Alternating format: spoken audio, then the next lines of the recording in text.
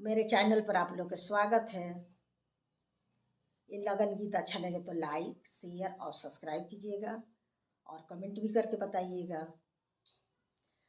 सुबह सुबह के लगन माँ सुबह हो सुबह, सुबह सुबह के लगन माँ सुबह हो सुबह।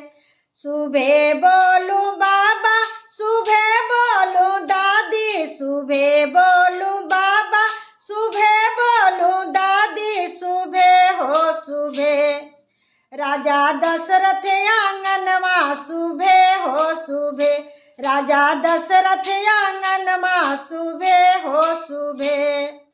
सुबह बोलू चाचा सुबह बोलू चाची, सुबह बोलू चाचा सुबह बोलू चाची, सुबह हो सुबह। अयोध्या नगरिया सुबह हो सुबह, रघुबर जी के अंगना सुबह हो सुबह, रघुबर जी के अंगना सुबह हो सुबह। सुबह बोलू अम्मा सुबह बोलू दीदी, सुबह बोलू अम्मा सुबह बोलू दीदी, सुबह हो सुबह।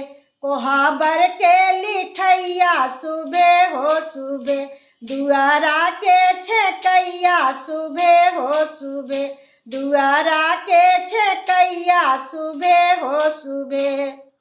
सुबह बोलू भैया सुबह बोलू भाभी, सुबह बोलू भैया सुबह बोलू भाभी, सुबह हो सुबह।